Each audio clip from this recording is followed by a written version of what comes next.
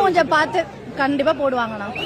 அவர் விட்ட மேனிஃபெஸ்டோ பாத்தீங்களே, செம்ம இம்ப்ரெஸ் ஆயிட்டேனா. இது வரைக்கும் யாருமே எல்லாம் பாருங்க, நான் 8000 ரூபாய் கூப்பன் தரேன், நான் 10,000 ரூபாய் தரேன் தான் சொன்னாங்க. அதெல்லாம் அந்த சீனே கிடையாது. விஜய் கூட 2500 நான் கொடுக்குறேன் உதவிக்காக அப்படின்னு. ஆமா, நீங்க தப்பா. ஆனா அவர் என்ன தெரியுமா சொல்றாரு, மக்கள் பணத்துல இருந்து கொடுப்பேன்னு சொல்லல, ஏன் பணம், நான் ஏன் பணத்தை தரேன், மக்கள் பணம் எனக்கு தேவையே கிடையாதுன்னுட்டாரு அவரு. அவர் தானா நீங்க தற்கூரின்னு சொன்னீங்களே. சரிங்க, இன்ன வரைக்குமே அவரோட பணத்தை தான் எல்லாருக்குமே செஞ்சிருக்காரு தவிர வேற எந்த ஒரு பணத்தையோ ஏமாத்தியோ இல்ல திருட்டு வேலை செஞ்சோ இல்ல ஊழல் பண்ணி எதுவுமே பண்ணி இன்ன வரைக்குமே அவர் எங்களுக்கு கொடுத்தது கிடையாது. அவர் கஷ்டப்பட்டு பிலிம்ல சம்பாரிச்ச சம்பாத்தியத்தை மட்டும்தான் இப்ப எங்களுக்காக செய்யறாரு. இப்ப விஜய் பண்ற எல்லாமே வந்து அவருடைய சொந்த பணம். ஆமா, சொந்த பணம் தான்.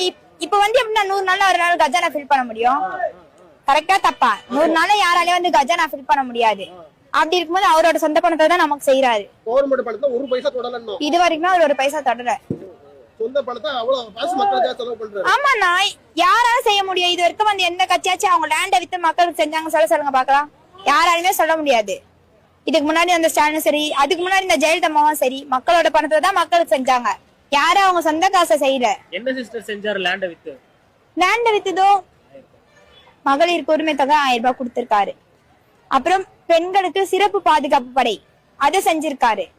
அதை தாண்டி இப்ப போலீஸ்க்கு புதுசா ஒரு வண்டி விட்டுருக்காரு. அது போக 3 சிலிண்டர் கொடுக்குறாரு. இதெல்லாம் எப்படி பண்ண முடியும்? ஆதாரத்துடன் நீங்க இருக்குதுன்னா நீங்க நிரூபிங்கன்னு தான் சொல்றோம்.